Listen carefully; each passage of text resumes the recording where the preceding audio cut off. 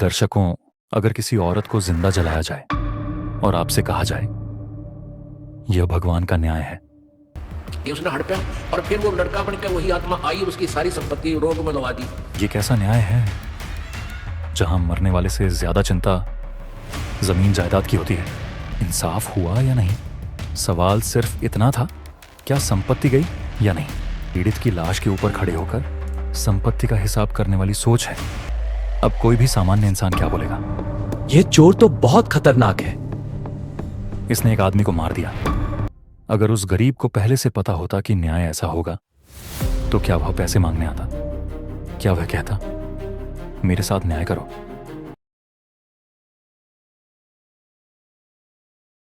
दर्शकों, अगर किसी औरत को जिंदा जलाया जाए और आपसे कहा जाए यह भगवान का न्याय है, तो क्या आप उसे बचाएंगे या चुप रहेंगे? आज मैं कोई अफवाह नहीं, बल्कि रामपाल जी द्वारा सुनाई गई एक कहानी को आपके सामने रख रहा हूं।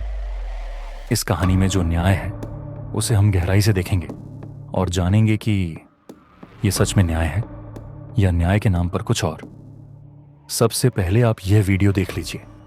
ऐसी कहानी है जो सत्य है और हमने उसको सत्य ही मानकर अपने जीवन को सुचारू करना है, उसके अनुसार हमने चलना होता है। एक कथा है कि एक व्यक्ति के दो पुत्र थे। उस व्यक्ति की मृत्यु हो गई और वो आपस में क्या थे कि बड़ा लड़का जो था वो दूसरी पत्नी से था। उसकी मृत्यु होने के बाद दूसरी शादी कराई तो दूसरा लड़का उसके दूसरी पत्नी से प्राप्त हुआ था। तो दोनों ही पत्नियां उसकी मृत्यु को प्राप्त हो चुकी थी और बड़े लड़के की शादी कर दी थी, छोटा भी अनमैरिड था, और खुद उस व्यक्ति की भी मृत्यु हो गई। अब वो छोटा लड़का, बड़े लड़के का विवाह हो चुका था। अब छोटा जो उसकी मौसी का लड़का था वो कुछ दिनों के बाद बीमार हो गया, रोगी हो गया। और रोगी इतना हो गया कि 2-4 जगह दिखाया, उसे कोई आराम नहीं हुआ। किसी ने कहीं बताया, उसमें पैसे ज़्यादा लगने थे। इसलिए बड़े भाई ने और उसकी पत्नी ने एक स्कीम बनाई कि अपने यहाँ काफ़ी संपत्ति है, अच्छी ज़मीन है, बड़े बड़े मकान हैं, और ये अगर जीवित रहा तेरा भाई, वो खुद बातें करते हैं, यदि ये जीवित रहा तो आधी संपत्ति को प्राप्त करेगा। और अब ये मृत्यु के निकट पहुंच चुका है, इसका इलाज करवाएंगे तो काफ़ी पैसे लगेंगे, क्यों ना इसकी मृत्यु ही करवा दें किसी वैद्य से डॉक्टर से बात करके। दोनों की एक स्कीम होगी, एक राय होगी, और एक वैद्य से प्रार्थना की। वैद्य से उन्होंने कहा कि ऐसे ऐसे हमारा भाई है, उसको आप विष दे दो। वो कहने लगा मैं 500 रुपये लूँगा, क्योंकि तो 2 नंबर का काम करनी तो साथ में अपना भी उद्देश्य रखते हैं। उसमें 500 रुपये आज के 5 लाख के करीब थे, तो उन्होंने स्वीकृति दे दी। उस वैद्य ने उस रोगी को ऐसी दवाई दे दी जिससे उसकी कुछ दिनों में मृत्यु हो गई। अंतिम संस्कार किया, खुशी मनाई। 1 वर्ष के बाद उनके एक संतान उत्पत्ति होगी। एक लड़का उत्पन्न हुआ, इकलौता पुत्र, और संतान हुई नहीं। इकलौता पुत्र खूब लालन पालन कर रहे हैं, बढ़िया से बढ़िया आहार कराते हैं। वो गिने दिनों में वो लड़का युवा हो गया, यानी 10-12 वर्ष के बाद पहले शादी कर देते थे। 12 वर्ष के बच्चे का ब्याह कर दिया करते थे, और 12 वर्ष के लड़के आज के 25 वर्ष 20 वर्ष के बच्चों से भी तगड़े हो जाते थे, ऐसा शास्त्री होता था। अब वो लड़का जो है, उस लड़के का भी ब्याह कर दिया। शादी होने के कुछ ही दिन उपरांत वो बच्चा फिर बीमार हो गया। वो उनका लड़का बीमार हो गया, यानी पहले तो भाई बीमार था, उसकी मृत्यु होगी, फिर पुत्र हुआ तो वो पुत्र भी रोगी हो गया कुछ दिनों शादी होने के उपरांत। अब इकलौता पुत्र, उसके जीवन की रक्षा के लिए उन्होंने कोई वैद्य नहीं छोड़ा, कोई झाड़ फूंक करने वाला व्यक्ति भी नहीं छोड़ा। सबके पास गए, जो मुंह मांगा वो पैसा दिया, जो मांगा वही पैसा। कहा तुम मेरा बेटा ठीक कर दो, ये कितना पैसा लग जाएगा। अच्छी बहुत कीमती दवाइयाँ लगाई, लेकिन रिजल्ट ये हुआ कि कोई भी उसका ट्रीटमेंट नहीं कर सका। बच्चा ज़्यादा ही अस्वस्थ हो गया और ऐसा लगने लगा कि शाम सवेरे ही प्राण त्यागने वाला है।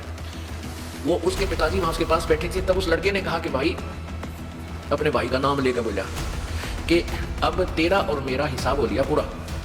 अब तू नो कर, कफन और लकड़ियाँ का हिसाब किताब रहता है वो इकट्ठी कर ले, और मैं ये प्राण त्यागूंगा।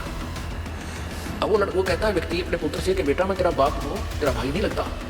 वो कहता मुझे सब पता है तू मेरा क्या लगता है, मैं तेरा भाई हूँ और तूने मुझे ऐसे ऐसे विष देकर मारा था, और मेरा और तेरा ये हिसाब हो लिया। क्योंकि आधी संपत्ति, लगभग जमीन भी गिरवा रख दी थी बच्चे के इलाज के लिए, यानी बेच डाली थी, आधी जमीन भी बेच डाली थी। तब उसने कहा कि मैं तेरा वो भाई हूँ जिसको तुमने जहर देकर, विष देकर मरवाया था, और मैंने अपना हिसाब पूरा कर दिया। अब पुण्यात्मा विचार करना चाहिए, कथा हो पर 100% सत्य है ये। अब उसके जो भाई कहें या उसका बाप कहें, उसको यह बात पक्की जच गई, भाई बिल्कुल आधी संपत्ति बिकेगी, सारा पैसा खर्च लेकर हो गया। तब उसने कहा भाई ठीक है, एक बात और बता दे भाई, हमने तो पाप करा, हमें फल मिल गया कि इकलौता पुत्र हमारा मृत्यु को प्राप्त हो रहा है। हमें तो दंड मिल गया क्योंकि हमने आपके साथ धोखा किया। लेकिन इस लड़की का क्या दोष है जो तेरे ब्याही आई है, तेरी पत्नी है, और अब इसको जिंदा जलाया जाएगा सती प्रथा के तहत।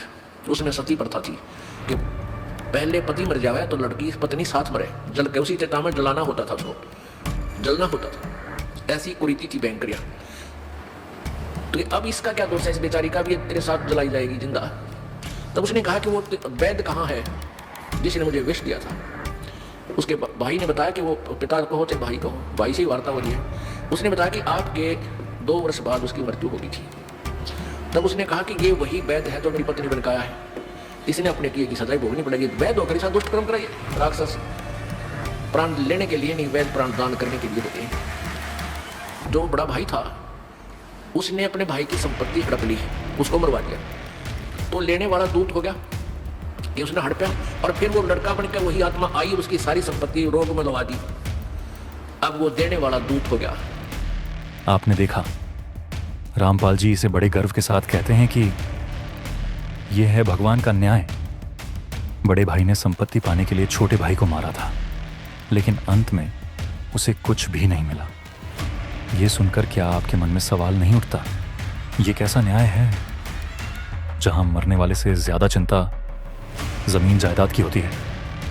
छोटा भाई पहले जन्म में सालों तक बीमारी में तड़पता रहा, इलाज नहीं, राहत नहीं, और अंत में उसे झड़ देकर मार दिया गया। अब कोई भी सामान्य इंसान यही सोचेगा, अब बड़े भाई को सजा मिलेगी क्योंकि यहां हत्या हुई है। लेकिन नहीं, यहीं से शुरू होता है रामपाल जी द्वारा सुनाई गई न्याय की कहानी का ढांचा। इस ढांचे में बड़े भाई को सजा देना केंद्र में नहीं है, उल्टा छोटे भाई को फिर से मैदान में उतार दिया जाता है, उसे दोबारा जन्म दिया जाता है और फिर उसे दोबारा तड़पने के लिए छोड़ दिया जाता है। अब ध्यान से सुनो दर्शकों, यह कोई चूक नहीं है, यह कोई गलती नहीं है, यही पूरी प्रक्रिया है। क्यों? क्योंकि इस कथा के अनुसार छोटे भाई का तड़पना जरूरी है। क्यों? क्योंकि जब तक छोटा भाई जिंदा रहेगा उसका इलाज होगा, और इलाज होगा तो खर्चा भी होगा, और वही खर्चा बड़े भाई की संपत्ति से जाएगा, यानी संपत्ति कम होगी। अब आप कह सकते हैं ये कैसा न्याय है?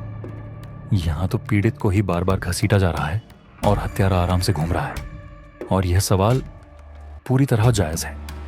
लेकिन दर्शकों, यही हमें समझना होगा, यह न्याय की परिभाषा नहीं, यह न्याय का एक ऐसा मॉडल है जिसके केंद्र में इंसान नहीं, संपत्ति रखी गई है। इस मॉडल में पीड़ित को दोबारा सजा मिलती है, हत्यारे को एक खरोंच तक नहीं दी जाती। और जैसे ही बड़े भाई के हाथ से आधी संपत्ति निकल जाती है तो यह कहा जाता है कि देखो, भगवान का न्याय हो गया। अब जरा पूरी तस्वीर देखो। पीड़ित को 2 जन्मों में घसीटा गया, हत्यारा सामाजिक रूप से अप्रभावित रहा, हत्या का हिसाब कहीं नहीं दिखता, और छोटा भाई 2 जन्मों में बस तड़पता ही रहा। लेकिन सिस्टम संतुष्ट है, क्योंकि सवाल यह नहीं था कि इंसाफ हुआ या नहीं, सवाल सिर्फ इतना था, क्या संपत्ति गई या नहीं। यही इस कहानी से निकलने वाला न्याय का ढांचा है। और सच ये है, यह न्याय नहीं है, यह पीड़ित की लाश के ऊपर खड़े होकर संपत्ति का हिसाब करने वाली सोच है। और जिस सोच में हत्या से ज्यादा जायदाद का हिसाब जरूरी हो, वह सोच न्याय नहीं, न्याय का गला घोंटने वाला तंत्र बन जाती है। इस न्याय को एक बहुत साधारण उदाहरण से समझते हैं। मान लो एक चोर एक सेठ के घर चोरी करने गया। मकसद साफ था, पैसा चुराना। चोरी के दौरान कोई उसे पकड़ न ले, इस डर से वह सेठ की हत्या कर देता है। पूरा घर छान मारता है, लेकिन किस्मत खराब, उसे 1 रुपया भी नहीं मिलता और चोर खाली हाथ भाग जाता है। अब कोई भी सामान्य इंसान क्या बोलेगा? ये चोर तो बहुत खतरनाक है। इसने एक आदमी को मार दिया, इसे तो कड़ी सजा मिलनी चाहिए। ये कोई नहीं पूछेगा कि पैसा मिला या नहीं, क्योंकि पहला सवाल यही होगा, यहां हत्या हुई है, पैसा चोरी हुआ या नहीं ये बाद में। लेकिन अब इसी कहानी को अगर उस न्याय तर्क से देखा जाए जो रामपाल जी की कथा में उभरता है, तो तस्वीर कुछ और बनती है। तब कहा जाएगा, देखो भगवान का न्याय। हाँ बिल्कुल। चोर पैसा चुराने आया था, लेकिन 1 रुपया भी नहीं ले पाया, यानी उसका मकसद पूरा नहीं हुआ। मतलब सेठ मर गया, यह मुद्दा केंद्र में नहीं। एक हत्या हो गई, यह मुख्य प्रश्न नहीं। एक परिवार उजड़ गया, इस पर चर्चा नहीं, बस एक बात देखी जाती है, संपत्ति सुरक्षित रही या नहीं। अगर पैसा नहीं गया तो इसे न्याय पूरा हो गया कहकर प्रस्तुत किया जाता है। और सेठ, वह पूरे तर्क से लगभग गायब हो जाता है। अब इसी न्याय के ढांचे को रामपाल जी की कहानी में छोटे भाई पर लागू किया जाता है। छोटा भाई मरा, कथा के तर्क में यह जरूरी बिंदु नहीं बनता। उसे जहर देकर मारा गया, यह भी न्याय के केंद्र में नहीं आता। उसे दोबारा जन्म देकर न्याय के नाम पर फिर से तड़पाया गया, यह भी सवाल नहीं बनता। बस एक ही सवाल बचता है, क्या बड़े भाई के पास से छोटे भाई की संपत्ति निकली या नहीं? अगर निकल गई तो यह गर्व से कहा जाता है कि हिसाब बराबर हो गया, भगवान का न्याय हो गया। अब जरा एक पल रुककर सोचो, अगर छोटे भाई को पहले से पता होता कि न्याय का मतलब 2 जन्मों तक तड़पना है और फिर भी हत्यारे को कोई प्रत्यक्ष दंड नहीं मिलेगा, तो क्या वह न्याय की उम्मीद करता? क्या छोटे भाई को अपनी संपत्ति भोगने का सुख मिला? नहीं। क्या उसने उस संपत्ति से एक शांत और सम्मानजनक जीवन जिया? नहीं। वह संपत्ति उसे अगले जन्म में सुख देने के बजाय उल्टा उसे तड़पाती रही। यह न्याय बिल्कुल वैसा ही है जैसे, मान लीजिए मैं किसी गरीब से 50,000 रुपए उधार लेता हूं। अरे 50,000 रुपए दे दो। लेकिन साहब इतनी बड़ी रकम। हाँ हाँ दे दो, लौटा दूंगा। ओ मेरा क्या होगा, चलता हूँ। उन पैसों से मैं मौज मस्ती करता हूं। कुछ साल बाद वह गरीब मुझसे पैसे मांगने आता है, तब मैं उसके हाथ पैर तोड़वा देता हूं और अस्पताल में उसका इलाज करवाता हूं। इलाज में पूरे 50,000 रुपए खर्च हो जाते हैं। अब जब वह ठीक होता है और फिर पैसे मांगता है, तो मैं कहता हूं, कौन से पैसे? तेरे पैसे तो तेरे ही इलाज में खर्च हो गए। No, my treasure! It's all vanishing! Help! Not the chest too. This kid, save the other one! अब मेरे पास कुछ नहीं। क्या यहां कोई कह सकता है कि उस गरीब को न्याय मिला? उल्टा उसे दोहरी सजा मिली, पैसे भी नहीं मिले और शारीरिक यातना झेलनी पड़ी।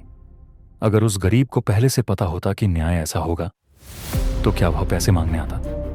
क्या वह कहता, मेरे साथ न्याय करो? नहीं, बिल्कुल नहीं। रामपाल जी की कहानी में क्या हुआ? छोटे भाई को दोबारा जन्म इसलिए नहीं दिया गया कि वह सुख भोग पाए। उसे दोबारा जन्म दिया गया ताकि उसकी संपत्ति उसी के दर्द और कष्ट में खर्च हो जाए। और जब संपत्ति खत्म हो गई तो कहानी कहती है, न्याय पूरा हुआ। बाहर न्याय की परिभाषा यह न्याय नहीं है।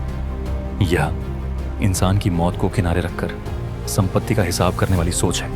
और जिस सोच में इंसान से ज्यादा माल को महत्व दिया जाए, वह न्याय नहीं कहलाती। वह ऐसी सोच बन जाती है जिसमें अन्याय चुपचाप न्याय का नाम पहन लेता है। यह कहानी सिर्फ न्याय का गला नहीं घोंटती, यह उससे भी ज्यादा खतरनाक काम करती है।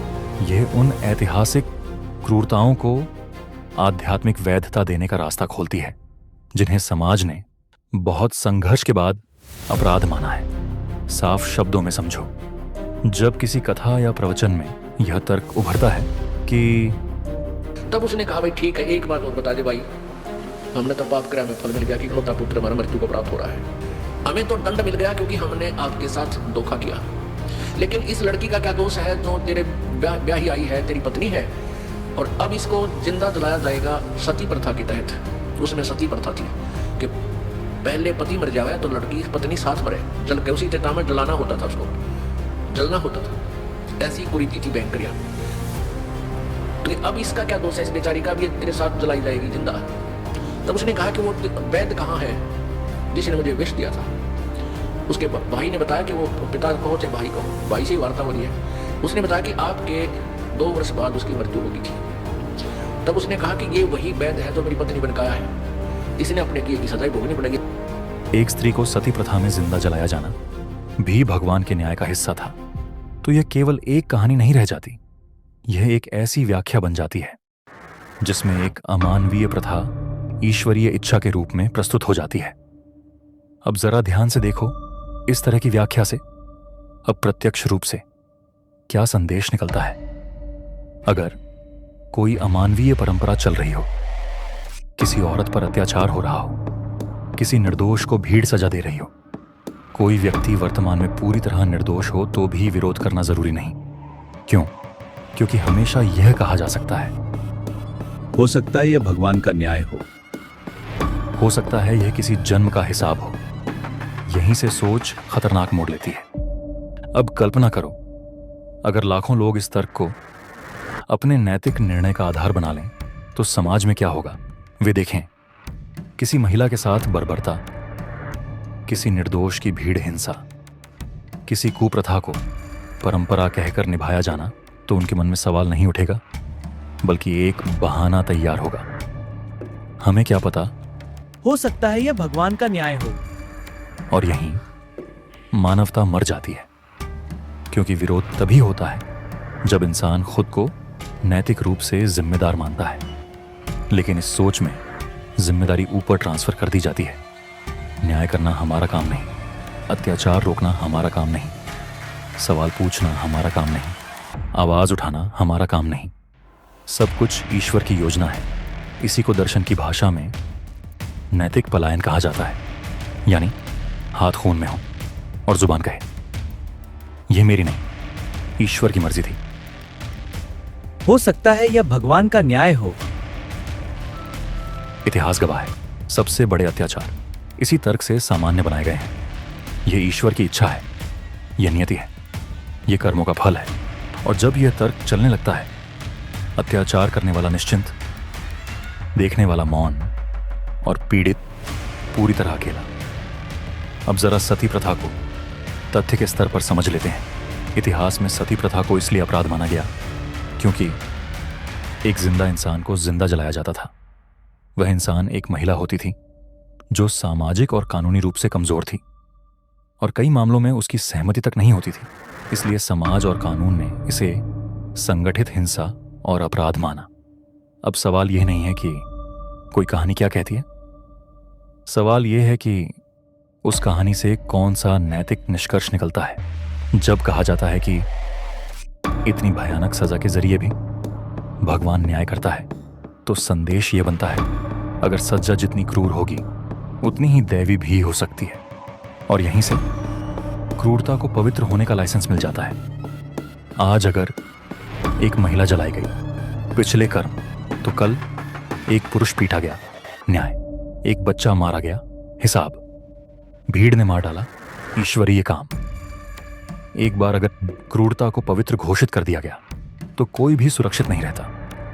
अब इस तर्क को अंत तक खींचो। अगर माना जाए कि भगवान लोगों के माध्यम से सजा देता है, तो नतीजा क्या होगा?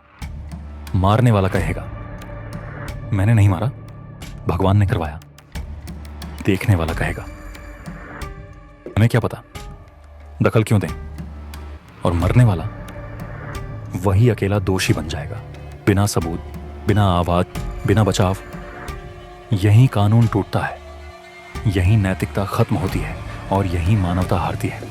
सबसे साफ निष्कर्ष यही है। जिस आध्यात्मिक सोच में जिंदा जलाया जाना भी न्याय के रूप में समझाया जा सकता है, वह सोच समाज को न्याय नहीं सिखाती, वह समाज को क्रूरता स्वीकार करना सिखाती है। और सबसे खतरनाक बात, ऐसी सोच में हर अपराध के लिए एक तैयार धार्मिक तर्क मौजूद होता है। यह भगवान का न्याय नहीं, यह पीड़ित की कब्र पर खड़े होकर अपराध को सही ठहराने की एक वैचारिक फैक्ट्री है। और जो सोच ऐसी फैक्ट्री बनाती है, वह समाज नहीं बनाती, वह इंसानियत को धीरे धीरे खामोशी से खत्म करती है।